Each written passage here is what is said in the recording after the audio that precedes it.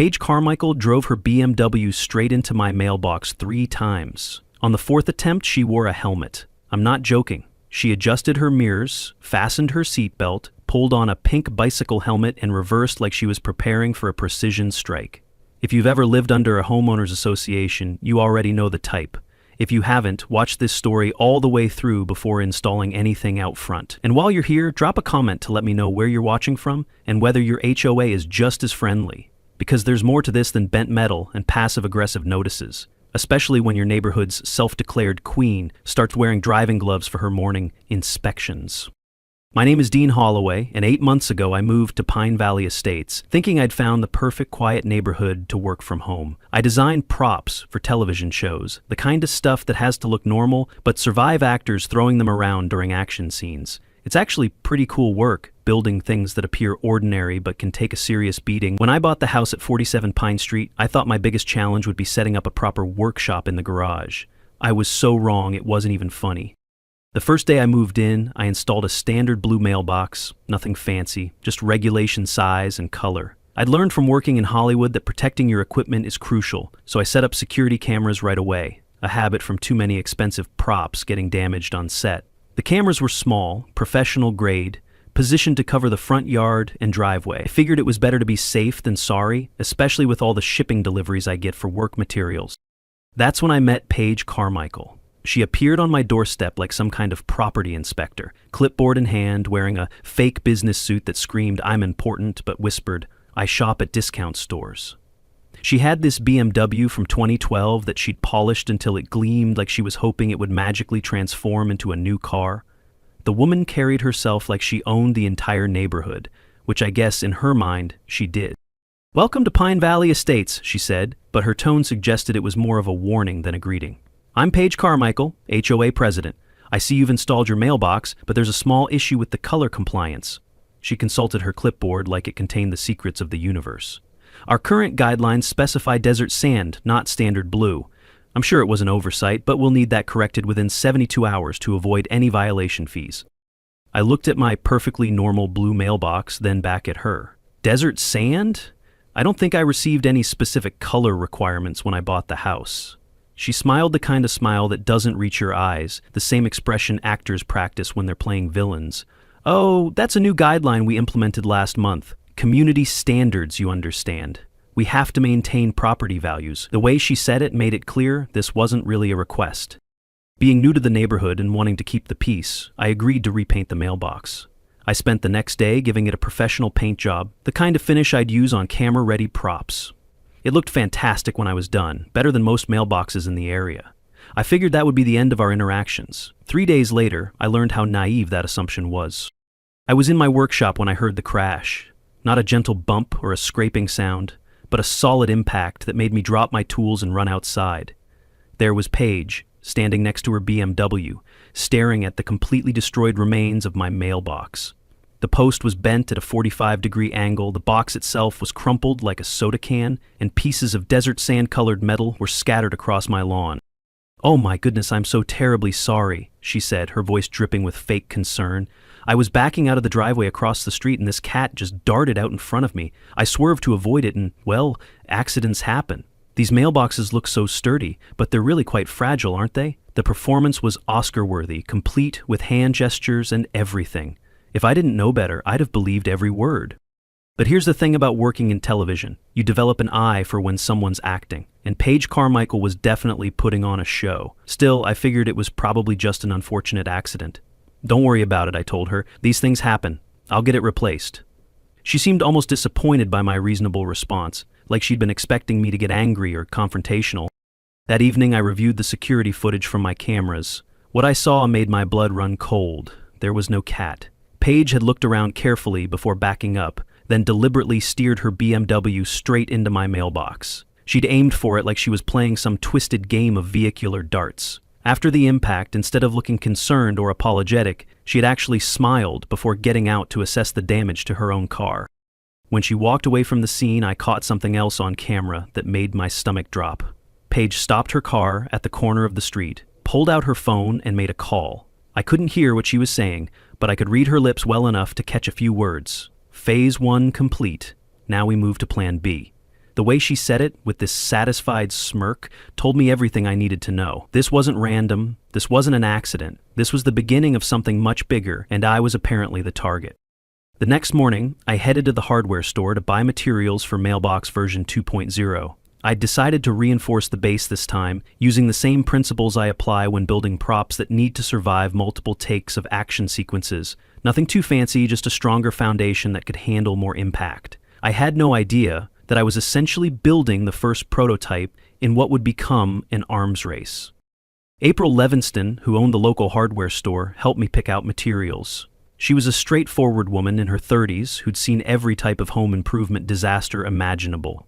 "Building something sturdy?" she asked as I loaded steel posts and concrete mix into my cart. "Had a little incident with the previous mailbox," I explained. "Hoping to avoid a repeat performance?" April nodded knowingly. "Let me guess, someone's BMW had a close encounter with your property?" The way she said it made me think this wasn't the first time she'd heard this story. I spent the weekend installing the new mailbox, making sure it was properly anchored and reinforced. It looked identical to the previous one from the outside, but underneath, it was built like a small fortress. I felt pretty good about the upgrade until I realized that Paige had started conducting daily patrol walks past my house. She'd stroll by every morning around 9, clipboard in hand, taking notes about God knows what. It was like having a very annoying security guard who was looking for problems instead of preventing them. The second accident happened on a Tuesday afternoon in late March. I remember the date specifically because it was 85 degrees outside, not a cloud in the sky, and the weather service had issued a heat advisory. Perfect conditions for what happened next. I was in my workshop when I heard the familiar sound of metal meeting metal, followed by the distinct noise of a car engine revving in frustration. I rushed outside to find Paige standing next to her BMW, which had a fresh dent in the front bumper and a crack running across the windshield. My mailbox was damaged but still standing, though it was leaning at an angle that suggested significant impact.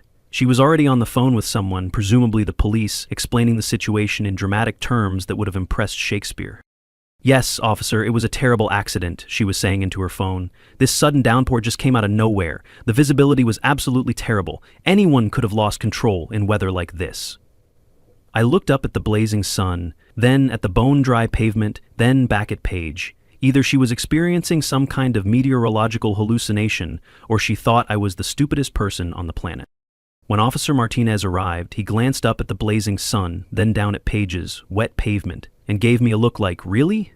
Paige kept pushing her phantom rainstorm story, but I just pulled out my phone with the weather app and the video feed.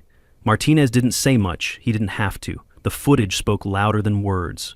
"Actually," I interjected, pulling out my phone, "I've got weather apps that show it's been clear all day. Plus, you can see the pavement is completely dry." Paige's face flushed red as she realized her story was falling apart in real time. "Well, it was very brief," she backtracked. "A light mist, really, hardly noticeable unless you're driving." The officer made a note that I suspected wasn't particularly flattering to Paige's credibility. After filing the report, Officer Martinez pulled me aside. "Look, I've got to ask, have you had any ongoing disputes with your neighbor?" I shook my head. "Not that I'm aware of. This is only the second time we've really interacted." He nodded thoughtfully. "Just keep documenting everything, okay? And maybe consider upgrading those security cameras. Sometimes patterns emerge that aren't obvious at first." That evening, I reviewed the footage from my upgraded camera system. I'd installed 3 additional angles after the first incident, covering pretty much every approach to the mailbox area. What I saw was even more damning than before. Paige had circled the block twice before parking across the street. She'd sat in her car for 5 minutes, apparently timing something, before accelerating directly toward my mailbox. There was no sudden swerving, no attempt to avoid impact. She'd driven straight into it like she was aiming for a bullseye.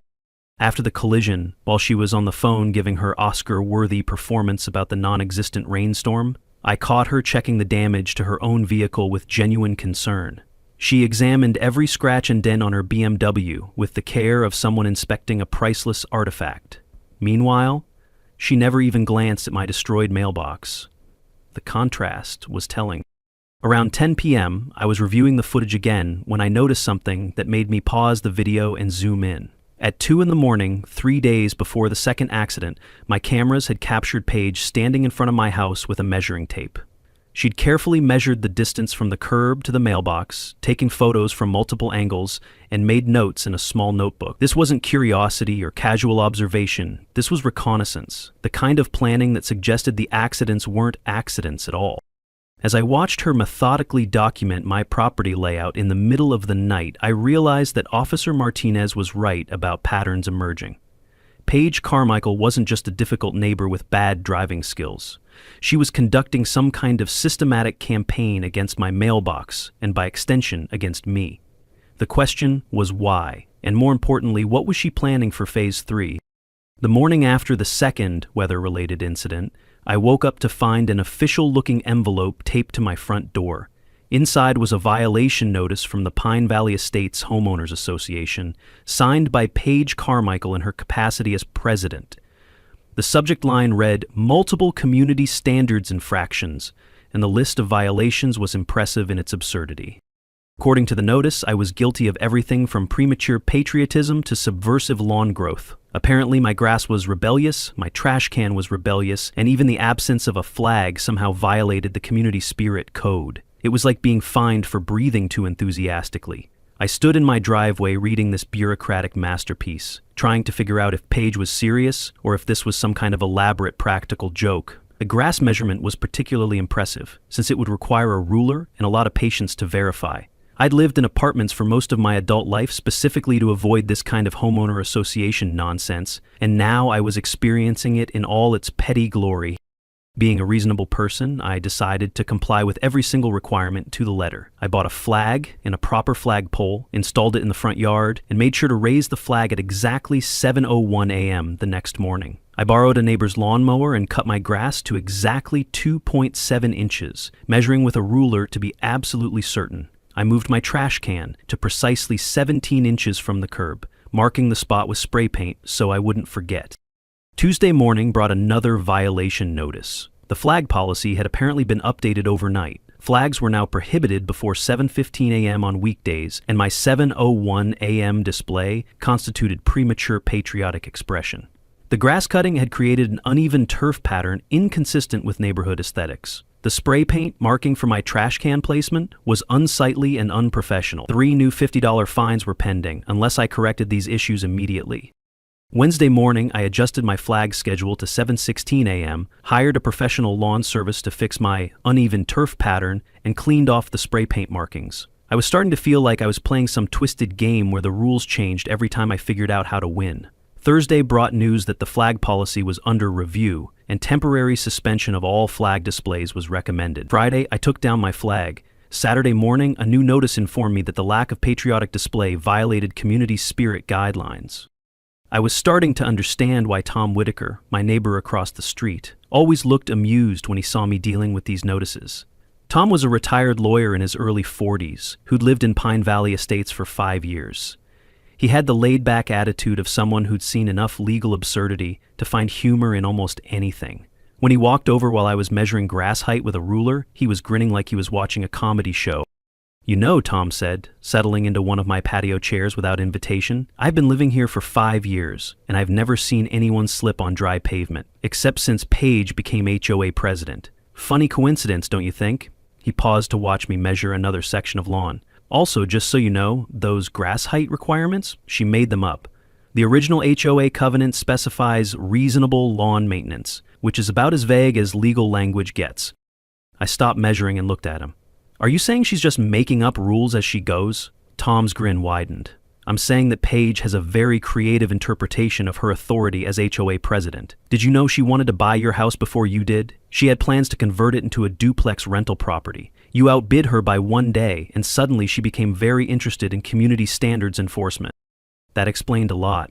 This wasn't about mailboxes or grass height or flag timing. This was about revenge, pure and simple. Paige was using her position as HOA president to wage a personal war against me, because I'd inadvertently cost her a business opportunity. The mailbox incidents, the ridiculous violations, the constantly changing rules, it was all part of a campaign to make my life miserable enough that I'd want to move. The next morning, I decided to have a direct conversation with Paige about the situation. I found her conducting one of her daily inspections near the mailbox area, clipboard in hand, examining my property like a quality control supervisor. She was wearing another fake designer outfit, this time a knockoff blazer that probably cost more than it was worth, but still looked obviously cheap. "Good morning, Paige," I said, approaching with what I hoped was a friendly but firm tone. "I wanted to clarify some of the HOA regulations so I can avoid any future violations."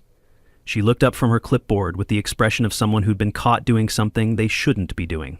"The regulations are quite clear," she replied stiffly. "Perhaps some people expect special accommodations." "Actually, I work in the film industry," I continued. "I'm used to following very precise directions and specifications, but it seems like the requirements keep changing." Paige's smile was sharp enough to cut glass. "How creative! But this is real life, not make-believe." The condescension in her voice was thick enough to spread on toast. "True," I agreed. "In film, when props get damaged repeatedly, we investigate whether it's accidental or intentional. We also document everything very carefully." I pulled out my phone and showed her a screenshot from my security footage. "For instance, this shows your car approaching my mailbox from 3 different angles. Very useful for understanding exactly what happened." Paige's face went through several color changes before settling on an angry red. "Are you suggesting that I deliberately damaged your property?" she asked, her voice rising an octave.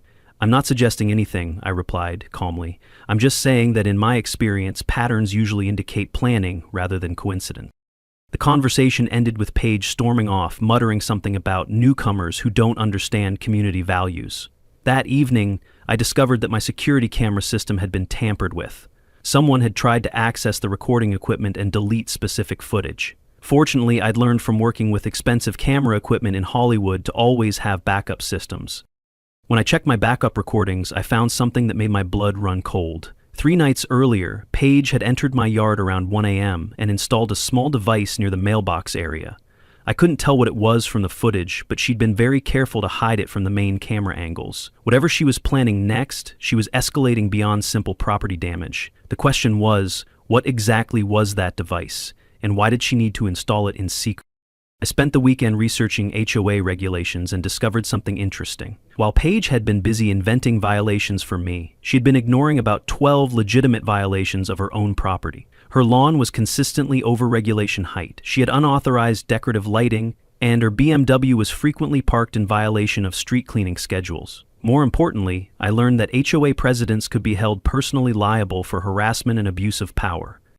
Monday morning, I drove to April's hardware store with a completely different mindset. Instead of just repairing damage, I was going to build something that would end this ridiculous war once and for all. I approached the project like designing props for an action movie, something that needed to look normal, but survive whatever Hollywood could throw at it. "Building something extra sturdy this time?" April asked as I loaded my cart with steel posts, concrete mix, and industrial-grade hardware. "You could say that," I replied. "I'm applying some professional techniques to ensure this version lasts a little longer." April leaned against the counter with a knowing smile. "You know, Paige owes my store $600 from last year. She always complains about prices, but drives that BMW like it's brand new. The math doesn't add up, if you know what I mean." I spent the next few days in my garage applying the same tricks I used in Hollywood, making things look ordinary but survive anything short of an explosion. The new mailbox had a hidden steel skeleton anchored to 3 feet of concrete. From the outside, it looked regulation, but it could stop a truck. I also installed upgraded cameras hidden in decorative elements, all backed up to the cloud. If Paige tried anything again, I'd catch it from every angle. Wednesday afternoon, I was testing the structural integrity of my creation with a sledgehammer when I saw Paige's BMW approaching. She drove past slowly, staring at the new mailbox with an expression that mixed curiosity with calculation. That evening, I found another violation notice taped to my door, this time citing excessive mailbox ornamentation and potential traffic hazard due to oversized postal installation.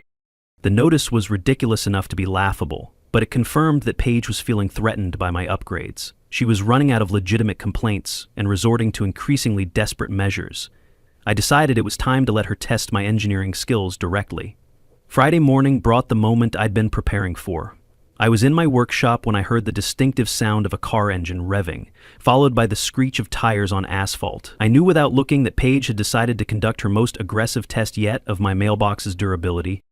The impact was spectacular. Instead of the usual backing maneuver, Paige had accelerated from about 50 feet away, hitting my mailbox head-on at approximately 25 miles per hour. The crash sounded like a car hitting a concrete barrier, which in many ways it was. I ran outside to find her BMW looking like it had lost a fight with a brick wall. The hood was crumpled, both headlights were shattered, the front bumper was hanging loose, and steam was rising from the radiator. The airbags had deployed, and Paige was sitting in the driver's seat looking stunned and confused. Meanwhile, my mailbox stood exactly where it had been before impact, without so much as a scratch on the paint. The visual was almost comical. Here was this woman who'd been systematically attacking my property for months, sitting in the wreckage of her prized BMW, staring at a mailbox that looked completely unaffected by her assault. It was like watching a cartoon character realize they'd just tried to fight Superman. My camera system had captured the entire incident from 4 different angles, providing crystal clear evidence that this was no accident. The footage showed Paige backing up to get a running start, accelerating deliberately toward the mailbox and making no attempt to brake or swerve before impact. It was vehicular assault, pure and simple, and I had it all on video. As I helped Paige out of her damaged car and called for emergency services, I couldn't help but feel a mixture of satisfaction and concern. The satisfaction came from knowing that my engineering had worked perfectly. The concern was about what this meant for the future. Paige had clearly crossed a line from harassment into property destruction, and I doubted she'd stop here. While we waited for the tow truck and police, Paige kept staring at my undamaged mailbox with an expression of complete disbelief.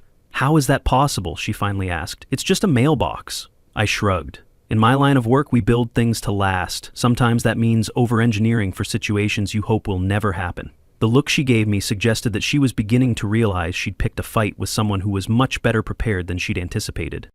Officer Martinez arrived 30 minutes later, took one look at the scene, and immediately requested copies of my security footage. As he reviewed the evidence on my phone, his expression grew increasingly serious. "Ms. Carmichael," he said finally, "this appears to be a deliberate collision. Are you prepared to explain why you accelerated toward Mr. Holloway's mailbox from a distance of approximately 50 feet? Paige's response was to call her lawyer and demand that I be investigated for building dangerous traps on public property. The irony was delicious. She'd spent months trying to destroy my mailbox, and now that she'd failed, she wanted me arrested for making it too strong. Unfortunately for her, the mailbox was entirely on my property and completely legal under all applicable building codes. That evening, as I watched Paige's BMW being towed away, I received a phone call that would change everything. The voice on the other end was unfamiliar, but the message was clear and threatening. "Stop building dangerous things, or the consequences will extend beyond property. Some people have connections you don't want to mess with." Before I could respond, the line went dead. The call bothered me more than all of Paige's previous harassment combined. This wasn't about mailboxes anymore. This was about someone who was desperate enough to make threats, and that made the situation much more dangerous than I'd realized. The morning after the BMW versus mailbox confrontation, I discovered that Paige had decided to escalate our conflict into the realm of public opinion. Taped to my front door was not another HOA violation notice, but a large warning sign that read, "Dangerous Neighbor Alert," in bold red letters. Below the headline was a bullet-pointed list of my alleged crimes against the community. According to Paige's sign, I was a Hollywood stunt person who builds dangerous traps, threatens community safety, and refuses to comply with reasonable regulations. The sign was professionally printed, which meant she'd spent actual money on this campaign. More concerning was the fact that she'd posted identical signs at both entrances to the neighborhood, ensuring that everyone entering or leaving Pine Valley Estates would see her warnings about me. But Paige's media blitz didn't stop with physical signage. She'd also created a social media video that painted me as some kind of unhinged neighbor from hell. The video showed her standing in front of my house, pointing dramatically at my fortress-like mailbox, while explaining how I'd weaponized my property against innocent residents. She'd even added ominous background music that made the whole thing feel like a true crime documentary. She edited the video with slow motion and ominous music, trying to make me look like a villain. But it backfired. The comments were brutal. "This guy makes movie props? That's awesome." One clip of her posting signs in pajamas became a local meme. What Paige hadn't anticipated was how the internet would react to her performance. Instead of rallying to her cause, the comments section became a battleground of people calling out her obvious lies and ridiculous behavior. "Wait, this guy makes movie props? That's actually really cool," read one of the top comments. "This lady is completely nuts," said another. "Imagine having a Hollywood neighbor and complaining about it." The hashtag that emerged from her video was not the one she'd intended. Instead of something like "dangerous neighbor," people started using "midnight Karen" after someone found security footage of her posting the warning signs at 3 in the morning. The image of Paige struggling with heavy poster boards while wearing pajamas quickly became a meme in local social media groups. My phone started ringing around 10 a.m. with a call that made my heart skip a beat. It was my 12-year-old daughter, Lily, calling from her grandmother's house in Oregon. "Dad," she said excitedly, "my friends saw a video about you online. They think you're famous. When can I come back and see your dangerous mailbox?" The fact that my daughter thought this whole situation was cool helped put things in perspective, but it also reminded me what was really at stake. "Soon, sweetheart," I told her. "I'm working on making sure everything is safe and settled here before you come home." As I said it, I realized that this wasn't just about property disputes or HOA politics anymore. This was about protecting my ability to provide a stable home for my daughter when she moved back at the end of the school year. That afternoon, Tom Whitaker knocked on my door with a laptop under his arm and a grin on his face. "You might want to see this," he said, opening the computer to show me a neighborhood social media group I hadn't known existed. The group had been flooded with posts supporting me and criticizing Paige's behavior. Multiple neighbors had shared their own stories of harassment and ridiculous HOA violations.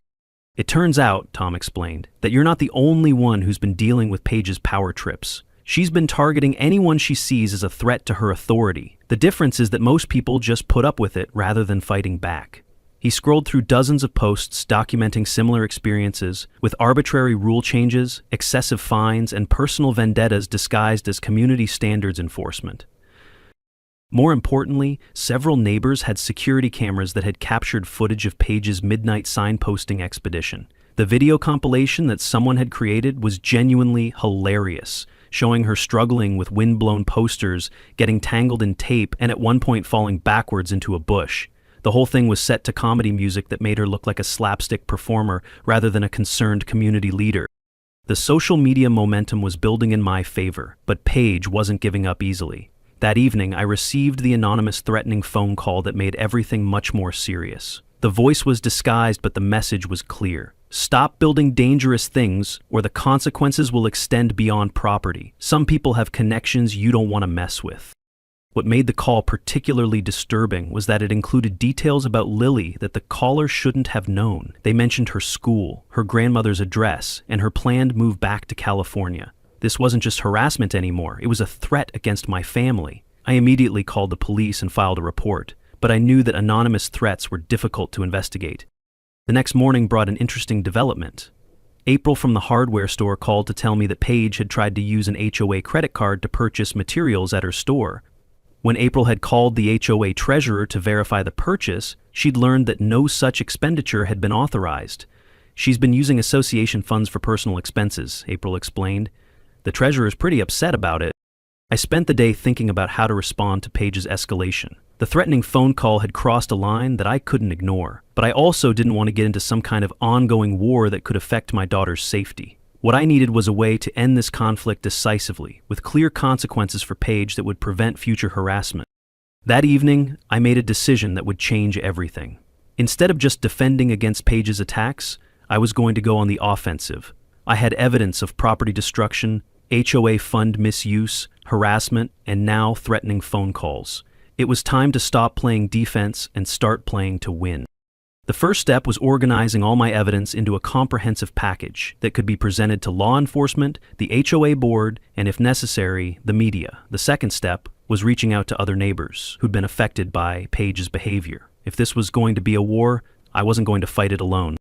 As I reviewed months of security footage and documented harassment, I realized that Paige had made a critical error. She'd escalated from property disputes to personal threats, which moved our conflict from the realm of neighborhood drama into the territory of criminal behavior.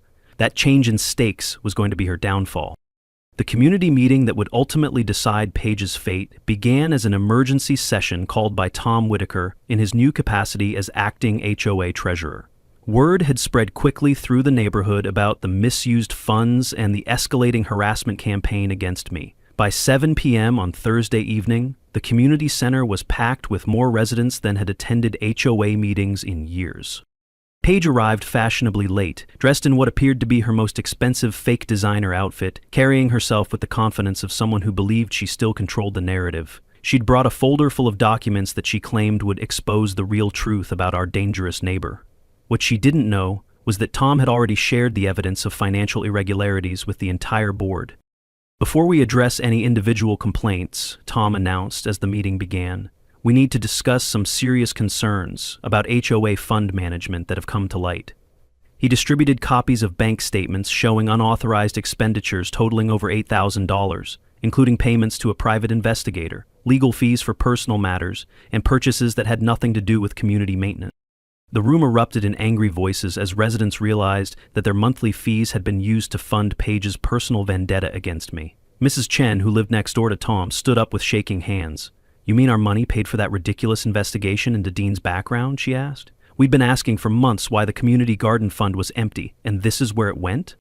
Paige tried to maintain control of the situation by shifting blame and changing the subject. "These financial matters are complex and require proper context," she said, raising her voice above the crowd. "What we should be focusing on is the safety threat posed by someone who builds dangerous modifications to public property." She pointed dramatically in my direction. "This man has created hazards that could injure innocent people." That's when I stood up and connected my laptop to the community center's projection system. "Since we're talking about evidence," I said calmly, "I think everyone should see what's actually been happening." The first video I showed was compilation footage of all 4 mailbox accidents, displayed side by side with timestamps and weather data that contradicted Paige's claims about visibility and road conditions. The room fell silent as they watched clear evidence of deliberate property destruction. You could hear gasps and whispered comments as residents saw Paige repeatedly targeting my mailbox with obvious intent. The final video, showing her accelerating from 50 feet away and hitting my mailbox head-on, drew audible gasps from the audience. "This is manipulation," Paige shouted, standing up and pointing at the screen. "Hollywood people know special effects. He's altered this footage to frame me." But her protests were drowned out by the voice of reason from an unexpected source. Officer Martinez had been attending the meeting as a community liaison, and he stood up to address Paige's accusations. "Ma'am," Officer Martinez said firmly, "we've had the footage analyzed by our technical department. There's no evidence of alteration or digital manipulation. These videos clearly show deliberate vehicular attacks on private property." He paused to let that sink in. "We've also identified the source of those threatening phone calls you reported, Mr. Holloway. The calls were traced to a burner phone purchased with an HOA credit card." The revelation hit the room like a bombshell. Paige's face went through several color changes as she realized that her anonymous threats had been traced back to her. "That's impossible," she stammered. "I never made any threatening calls." But Tom was already pulling up the credit card statements showing the purchase of a prepaid phone on the same day I'd received the threats. "Motion to remove Paige Carmichael from her position as HOA president," called out Mr. Rodriguez from the back of the room. "Second," shouted at least 6 voices simultaneously. The vote was swift and overwhelming, 23 in favor, 1 opposed. Paige had voted against her own removal, but she was now officially no longer in charge of the Homeowners Association. But the legal consequences were just beginning. Officer Martinez announced that the district attorney's office would be filing charges for harassment, threats, vandalism, and embezzlement of HOA funds. "This has gone well beyond a neighborhood dispute," he explained. "We're looking at multiple felonies that carry serious penalties." The private investigator that Paige had hired with community funds chose that moment to make his own revelation. James Patterson was a former police detective who'd been trying to distance himself from this case for weeks. "I want it on record," he announced to the room, "that Ms. Carmichael offered me $4,000 to fabricate evidence against Mr. Holloway. When I refused, she threatened to file false complaints about my business." The room buzzed with shocked conversations as residents processed the full scope of Paige's behavior. What had started as seemingly random harassment had revealed itself to be a comprehensive campaign of fraud, threats, and abuse of power. The woman they'd trusted to manage their community had been systematically robbing them while conducting a personal war against an innocent neighbor. Tom formally announced that all of Paige's arbitrary rule changes would be immediately reversed, and that the HOA would return to the original community covenant that focused on reasonable property maintenance rather than micromanagement. The excessive fines that had been levied against various residents would be refunded, and a new system of financial oversight would prevent future abuse. As the meeting wound down, Paige made one final desperate attempt to salvage her position. "You're all making a huge mistake," she declared, gathering her fake designer purse and heading for the door. "When property values start declining because of dangerous neighbors and poor management, don't come crying to me." Her dramatic exit would have been more effective if she hadn't tripped over the extension cord for my laptop on her way out. The next morning, I woke up to find a certified letter taped to my door. It wasn't another violation notice or threatening message. It was a lawsuit filed by the Pine Valley Estates Homeowners Association against Paige Carmichael, demanding full restitution of misappropriated funds plus damages for harassment of community members. The legal system was finally catching up with her months of abuse. 3 weeks later, I was working in my garage when I heard the distinctive sound of a moving truck backing into a driveway. Through my workshop window, I could see Paige loading boxes into a U-Haul, while her damaged BMW sat in the driveway like a monument to bad decisions. The repairs had cost more than the car was worth, and the legal fees had apparently forced her to sell the house she'd fought so hard to protect. The criminal charges had moved quickly through the system once the evidence was presented. Paige had ultimately accepted a plea deal that included restitution, community service, and a restraining order that prohibited her from contacting me or interfering with my property. The HOA lawsuit was still pending, but her lawyer had already indicated that settlement was likely, since she couldn't afford to fight both cases simultaneously. Tom had been elected as the new HOA president in a landslide vote, and his first official act was to eliminate about 90% of the ridiculous regulations that Paige had implemented. The new community guidelines fit on a single page and focused on actual property maintenance rather than micromanaging grass height and flag timing. It was amazing how peaceful the neighborhood became once people weren't living in fear of arbitrary violations and excessive fines. That morning, I received a phone call that put the perfect cap on this entire crazy experience. The voice on the other end belonged to Jessica Chen, a producer I'd worked with on several television projects who'd somehow heard about my Mailbox saga through Hollywood's surprisingly efficient gossip network. "Dean," she said, "I've got a proposition for you that I think you're going to love. We're developing a limited series about suburban warfare and HOA horror stories," Jessica explained. "When I heard about your situation, I knew we had to option your story. Plus, we need someone who can design indestructible props for an upcoming action show we're producing. Are you interested in a consulting contract that would pay very well for your expertise in building things that survive impossible situations?" The irony was perfect. Paige's harassment campaign had inadvertently launched a new phase of my career. The Karen-proof mailbox had become something of a legend in the neighborhood, and now it was going to become the inspiration for a television series about exactly the kind of behavior that had made my life miserable for months. 2 days later, Lily arrived for an extended summer visit that would eventually become permanent when the school year ended. She'd been excited about seeing my famous mailbox ever since her friends had shown her the viral videos of Paige's midnight signposting adventures. The first thing she wanted to do was examine my engineering work and understand how I'd built something strong enough to stop a car. "Dad, this is so much cooler than any movie prop," she said, running her hands along the mailbox's surface. "Can you teach me how to build things this strong?" As I watched my daughter's excitement about my work, I realized that the best part of this whole experience wasn't the victory over Paige or the Hollywood contract. It was the fact that I'd created a safe, stable environment where Lily could come home. The neighborhood had transformed dramatically under Tom's leadership. The monthly social events that replaced Paige's compliance inspections had brought residents together in ways that arbitrary rules never could. Mrs. Chen had started a community garden with the funds that were recovered from Paige's misappropriation. The Johnsons had organized a neighborhood watch program that actually focused on safety rather than HOA violations. April's hardware store had become something of a local celebrity destination after the story spread through social media. People would drive from other neighborhoods just to see the Karen-proof mailbox and hear the story of how one television prop designer had outsmarted an HOA dictator. April had started selling Holloway heavy-duty mailbox kits to customers who wanted their own fortress-like postal installation. On Lily's third day home, we were working in the garage when Tom knocked on the door with a manila envelope under his arm. "I thought you'd want to see this," he said, handing me documents from the courthouse. Paige's house had officially sold, and the new owners were a young couple with 2 small children who seemed delighted to be living in a neighborhood with reasonable rules and friendly people. "Oh, and there's something else," Tom added with a grin. "The new residents asked specifically about the mailbox that survived a car crash. Apparently they're considering commissioning you to build them something similar. Word is spreading about your engineering skills." That evening, as Lily and I sat on the front porch watching neighbors walk their dogs and kids ride bicycles, I reflected on how drastically things had changed. 6 months ago, I'd moved to Pine Valley Estates, hoping for a quiet place to work and eventually provide a home for my daughter. What I'd found instead was a community that had been held hostage by one person's need for control and validation.